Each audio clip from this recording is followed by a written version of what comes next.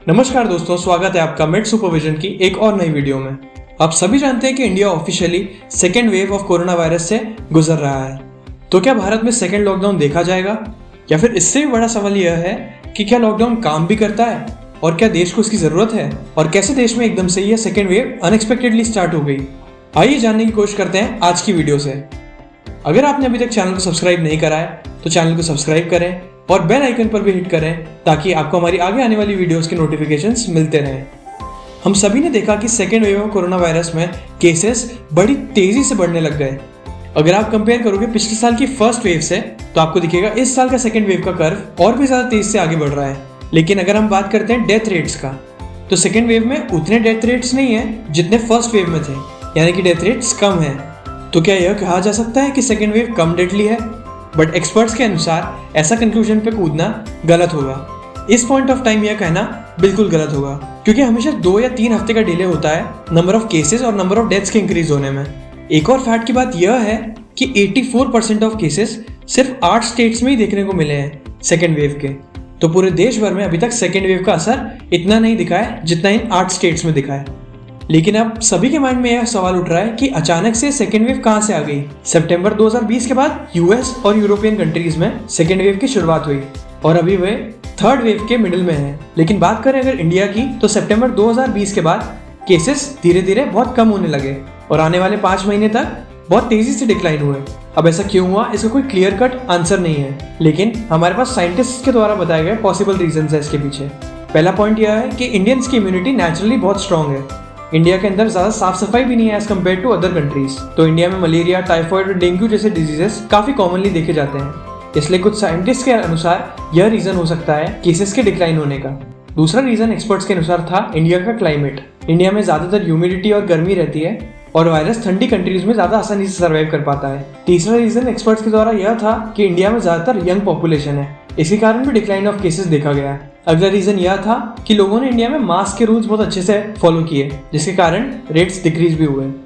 हालांकि हम सभी जानते हैं कि हम बाहर अगर जाएं तो ऐसा हर कोई इंसान नहीं है जो मास्क लगाता है और लोग अभी भी लापरवाही करते हैं। और हम भी जानते हैं कि कितने ही लोग अच्छे से मास्क यूज कर रहे हैं और कितने नहीं कर रहे हैं। अगला रीजन उनका यह था कि करीब 65% इंडियंस बाहर काम करते हैं, मतलब कि आउटडोर्स में, एंड वो ज्यादातर टाइम आउटसाइड स्पेंड करते हैं। और कई स्टडीज के अनुसार इन्फेक्शन ज्यादातर इंडोर्स में स्प्रेड होता है। तो यह एक काफी इंटरेस्टिंग रीजन था। लेकिन मैं आपको अभी यह भी बता दूं कि ये सारी एक्सप्लेनेशंस कुछ थ्योरीज ही हैं। अभी तक यह कुछ डेफिनेटली प्रूवन नहीं है। लेकिन सवाल अब यह उठता है कि एकदम से केसेस ऊपर क्यों जा रहे हैं और इस सेकेंड वेव आई कहां से? इसका सही जवाब भी दोस्तों अभी तक एक मिस्ट्री ही है। यह भी साइंटिस्ट अभी तक फिगर आउट नहीं कर पाए हैं।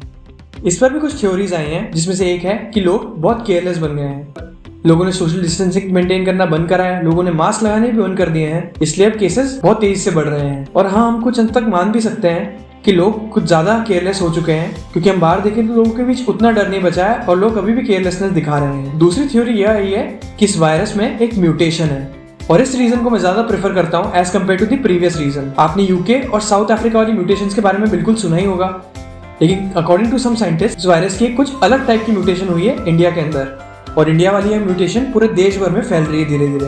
और जैसा कि हम जानते हैं कि आमतौर पे अगर किसी वायरस की म्यूटेशन होती है तो वह वायरस और ज्यादा इन्फेक्शियस बन जाता है और ज्यादा तेजी से स्प्रेड होता है, लेकिन यह वायरस जनरली लेस डेडली होता है।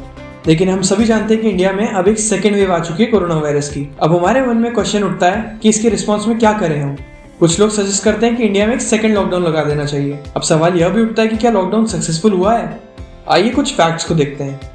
सबसे बड़ा फैक्ट यह है कि लॉकडाउन लास्ट ईयर इंडिया में एक ह्यूज फेलियर साबित हुआ था। अगर आप कोविड-19 के नंबर ऑफ केसेस का ग्राफ देखें तो आप यह भी देख सकते हैं कि लॉकडाउन के बाद भी यह कितनी रैपिडली ऊपर गया है, और जब लॉकडाउन हट भी गया था तब भी यह वायरस उसी पेस से आगे बढ़ रहा था। सितंबर 2020 में यह पीक पर था और उसके बाद सडनली यह नीचे आ गया और अगले 5 महीनों में यह नीचे आता रहा। एंड उन 5 महीनों में कोई लॉकडाउन नहीं था इंडिया में। लॉकडाउन की वजह से प्रॉब्लम्स भी काफी आई, इकोनॉमी को भी काफी नुकसान हुआ। एक बहुत बड़ा माइग्रेशन हुआ लेबर्स का, जिसमें लेबर सिटीज से अपने विलेजेस में मूव करे। लोगों ने अपने घर बार लूज कर दिए, लोगों ने अपने बिजनेस परमानेंटली क्लोज कर दिए। मिलियंस ऑफ लोग पॉवर्टी में चले गए, अनएम्प्लॉयमेंट बढ़ा, जीडीपी गिरी, बच्चों की एजुकेशन भी सफर हुई, लोगों की मेंटल हेल्थ पर भी काफी असर पड़ा।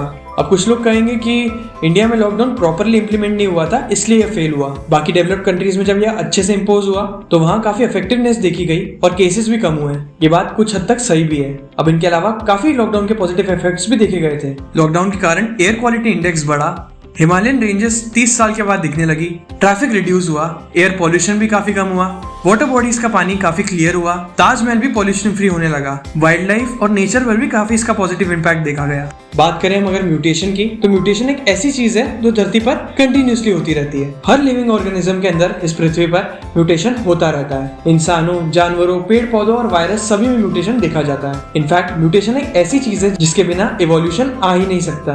तो बेसिकली सिंपल भाषा में कहूँ तो म्यूटेशन एक मिस्टेक है जो जीन्स को कॉपी करते टाइम आ जाती है। बेसिकली डीएनए के सीक्वेंस में चेंज आ जाता है तो उसे म्यूटेशन कहा जाता है। और म्यूटेशंस कई रीजंस की वजह से हो सकती है, लेकिन इसके मेनली दो रीजंस होते हैं। पहला रीजन है एनवायरमेंटल रीजंस, जब एनवायरमेंट में कुछ चेंजेस देखे जाते हैं जैसे कि न्यूक्लियर रेडिएशन या फिर सन से निकलने वाली अल्ट्रावायलेट रेस। इसके म्यूटेशन से कैंसर भी कॉज हो सकता है, इसलिए यूवी रेस का रेडिएशन बेकार होता है। डीएनए को कॉपी करते वक्त कुछ ना कुछ मिस्टेक्स हमेशा होती है। समटाइम्स यह मिस्टेक्स बेनिफिशियल होती है पर कभी कभी यह हार्मफुल भी माना जाता है। दुनिया में कई प्रकार के लिविंग ऑर्गेनिजम्स हैं और इनकी इवोल्यूशन का रीजन म्यूटेशन ही है, लेकिन मेजॉरिटी ऑफ केसेस में म्यूटेशन बेनिफिशियल नहीं होता है। SARS-CoV-2 भी एक आरएनए है। तो बात करें कोविड-19 की, तो वायरसेस में भी यही कहानी है। कुछ वायरसेस में डीएनए की जगह आरएनए होता है। SARS-CoV-2 वायरस में भी एक आरएनए है। आरएनए एक सिंगल स्ट्रैंड होता है और डीएनए एक डबल स्ट्रैंड होता है। तो रिप्रोडक्शन के टाइम आरएनए में एरर के ज्यादा चांसेस होते हैं, इसलिए आरएनए के वायरसेस में म्यूटेशन ज्यादा देखा जाता है। लेकिन म्यूटेशन होना काफी काम बात है। यूके के जेनेटिक स्पेशलिस्ट ने बताया है SARS-CoV-2 वायरस में ग्लोबली हर महीने 1 या 2 म्यूटेशन देखा गया और इसमें से ज्यादातर म्यूटेशंस यूजलेस होती है या फिर कोई मेजर डिफरेंस कॉज नहीं करती। लेकिन यूके के वायरस में जो म्यूटेशन हुई उसमें अनयूजुअली बहुत ज्यादा नंबर ऑफ जेनेटिक चेंजेस देखे गए। इसमें से एक बड़ा चेंज ये बताया जा रहा था कि वायरस में जो स्पाइक्स लगे हैं, इन स्पाइक्स प्रोटीन में चेंज आया है और ये स्पाइक्स यूजुअली बताते हैं कि ये इन्फेक्ट कैसे कर रहा है। कहा जा रहा है कि स्पाइक्स में ऐसे चेंजेस आए हैं कि यह चेंज के कारण वायरस काफी आसानी से हमारे सेल्स में बाइंड हो जा रहा है। बीबीसी की रिपोर्ट के अनुसार यह स्ट्रेन 70% ज्यादा इन्फेक्शियस है। इंग्लैंड के चीफ मेडिकल ऑफिसर का कहना है कि अभी तक ऐसे कोई एविडेंस नहीं है जो प्रूव करे कि न्यू स्ट्रेन से डेथ रेट्स बढ़ेंगे। और जैसे कि हमने बात की थी, जब भी वायरसेस ने अपने आप को म्यूटेट करा है तो वो भले इन्फेक्शन ज्यादा बढ़ जाते हैं लेकिन वह कम डेडली हो जाते हैं। यूके पीएम बोरिस जॉनसन ने यह भी कहा है कि अभी तक ऐसा कोई एविडेंस नहीं है जो बताए कि वैक्सीन इस नए स्ट्रेन के आगे कम इफेक्टिव हो पाएगी। लेकिन यूनिवर्सिटी ऑफ कैम्ब्रिज के साइंटिस्ट प्रोफेसर रवि गुप्ता इस बारे में कंसर्न भी हैं, जिनका कहना है कि अभी तो म्यूटेशन में ऐसा कुछ नहीं हुआ है जिससे प्रॉब्लम्स हो, लेकिन टाइम के साथ साथ ऐसी म्यूटेशंस भी आ सकती है जिस पर वैक्सीन का कोई असर ना हो। और अगर अब हम सोचें कि लॉकडाउन सॉल्यूशन नहीं है इसका,